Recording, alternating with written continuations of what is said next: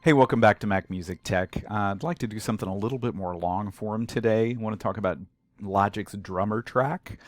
Um, Ideally, for me, if I had my choice, I would always have a live drummer on a track. There's a certain level of musicality that happens from somebody that is playing off live musicians or even pre recorded musicians that just makes things better.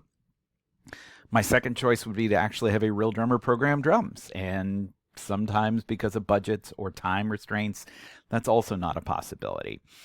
It is worth knowing that with a little bit of effort, even if you don't like to program drums or can't do it, you can get excellent results out of things like Easy Drummer or what I'm going to show you today, Logic's drummer track.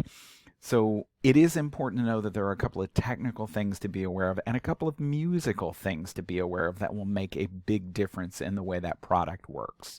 So let's zoom in and look at a Logic session that I've already got started. I have kind of a very basic piano bass pattern, sort of an extension from a blues, that is setting up to deal with something that is going to be better once I get drums on it. So, very basic.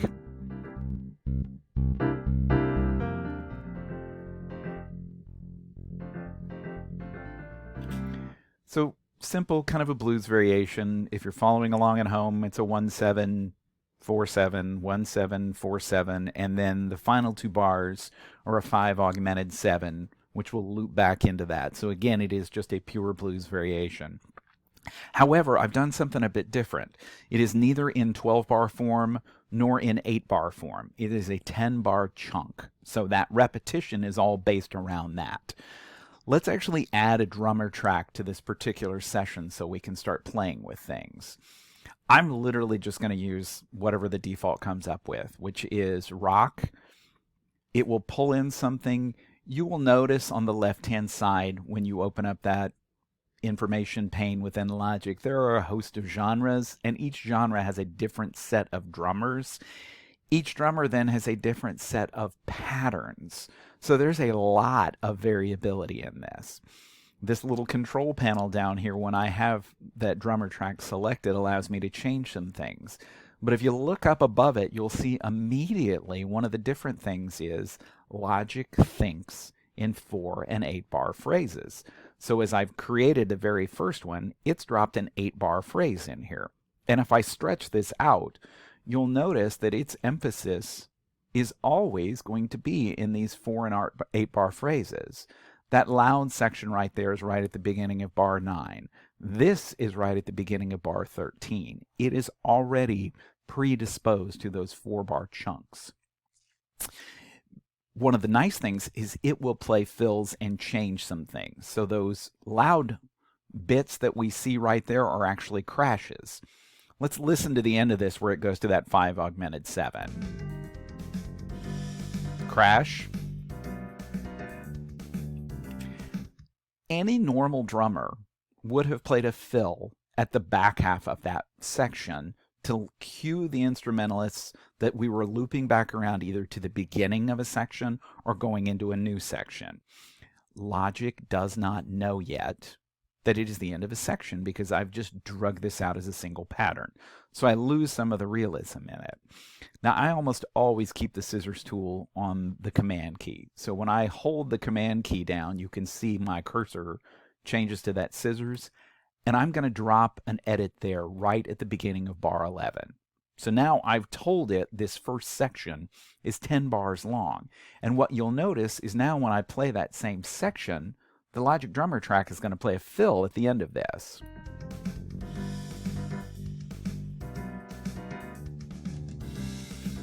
Simple, but effective. That little bit of variability cues me that something different is going to happen. Now, if I break these next sections into little 2 bar chunks so we can just play with some of these things, you'll also notice that I have a little XY grid here that changes some things about the pattern. How loud something is going to play, how soft something is going to play, the simplicity or complexity of the pattern that is there. So let's be really basic, but really loud. And what you'll see when I've zoomed in at this level, I'm in essence seeing the kick and snare patterns on the bottom. and I'm seeing hats and symbols and fills on the top, so I have an idea what's going on. As I play through this, it will actually change in real time.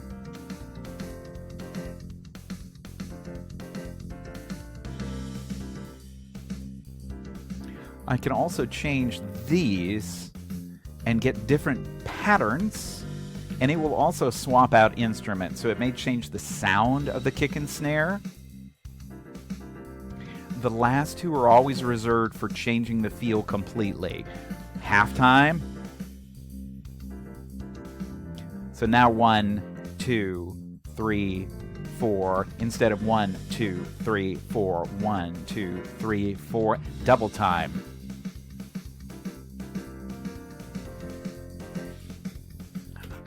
I could go through and make an individual choice for this for every single thing, every section that I've created up here, but a more powerful thing is this little button that says follow. When I click this, it's going to make decisions on how it plays things based on other tracks that are in there. So what I want to do to kind of emphasize this, I'm going to turn this as simple as it gets, but as loud as it can get, so that I am seeing, well, actually, let's complicate this a little bit more. Watch what happens. So as I said before, the basics of my rhythmic pattern on the piano are dotted quarter eighth, whereas the basics of my pattern on the bass are quarter, quarter, quarter, quarter, quarter, with some eighth note fills at the end of those sections. If I just switch back and forth, did you see the kick and snare patterns change? Watch again as I go back to this. Let's listen to that. So this bass pattern,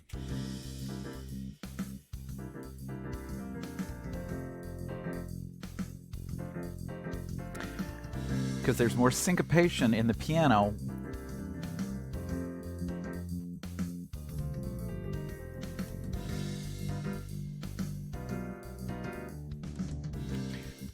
so by simply having it follow a specific instrument, I can actually change the way it is creating those tracks, which is pretty powerful. It's also going to have a tendency to obviously fill at the end of these sections, but you also have this fill control. So I'm going to turn it off on this one, and I will get no fills here whatsoever, because I did have that cymbal crash at bar 9. I don't want that. I actually want it to continue to play. So I'm actually going to make an edit in 9 so it knows there's a new section going into this. I'm going to select this section, and I'm going to turn those fills back up a little bit. So now going into that,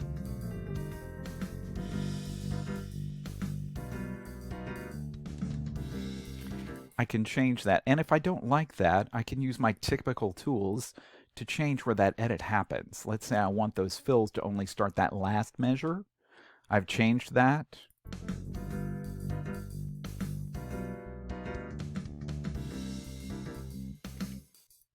Also managed to turn those fills down a little too much. You can see it re-rendering as it does this. And I can just change that by logging through those different sections. Let's get back to right on and downbeat if we can. So that is a powerful thing that I can do that will actually make this more intriguing. One of the first things I typically do when I'm building these is I will simplify earlier patterns, and I will make things louder and more complex the farther they get into a song. Logic is intelligent about this. You'll notice when I turn it soft, it's softer, but if I turn it soft enough, it substitutes a side stick for the snare drum, which takes away, again, some of the amplitude of the things that are going on. So there's a lot of power in playing with those things. However, if I am not quite getting what I want to out of a section, one of the coolest things is if I use my right click on this and go to convert, I can actually convert this to a MIDI region. All of these loops in Logic actually have MIDI tracks behind them, which is why they can do those variations in real time. So you'll notice it is now MIDI, but if I play through this,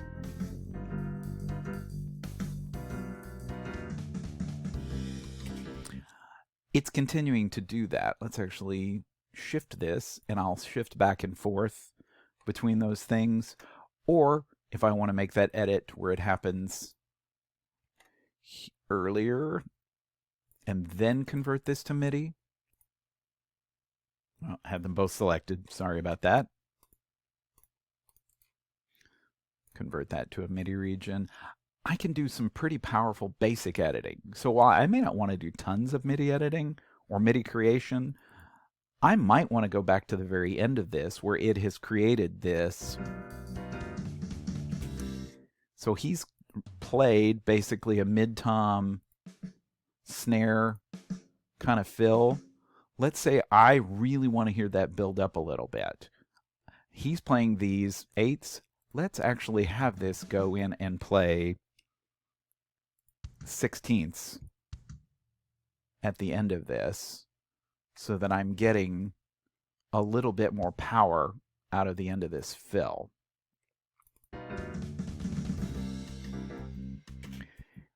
It's really simple to go in and do those things. It also shows you part of why the groove feels good.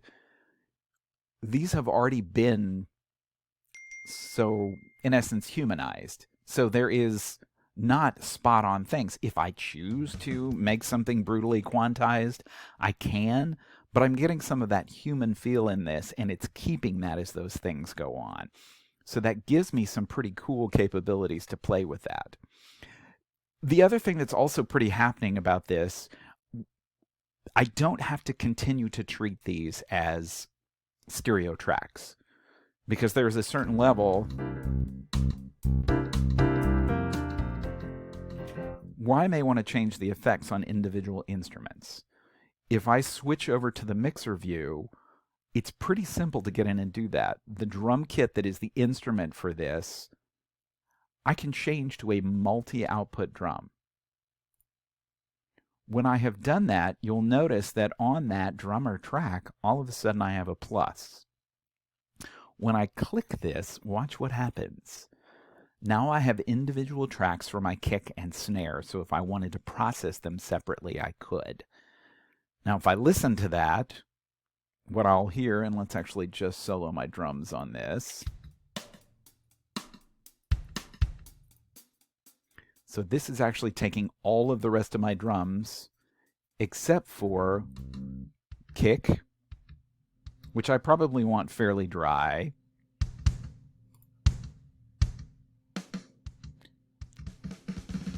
And if I chose, I could put some of those overall effects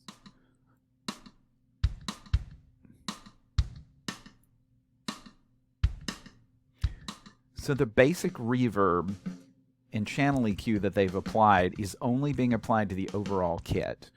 I've now gone there and added that back to the snare, but if I wanted to, I could put a ridiculous reverb on the snare on top of this. Let's use something that won't fuss at me too badly.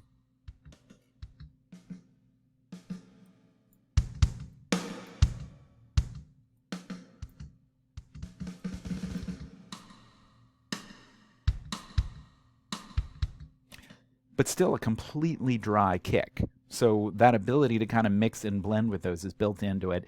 And you'll notice if I keep clicking on this, it will continue to break out instruments so that until it runs out of the ways that those definitions have been made. I've gotten to Aux 6. This particular drummer only has mix, kick, snare, toms, and hi-hat and percussion. But I can now blend those easily within the mixer and process and handle them separately.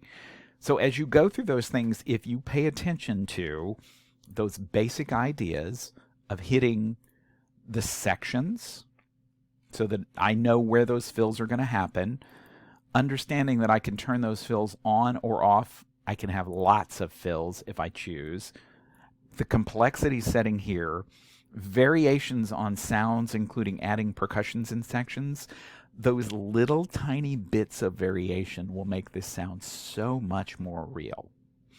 If I can't twist the knobs to get something exactly like what I want, I can take any section and convert it to a MIDI region and have full editing.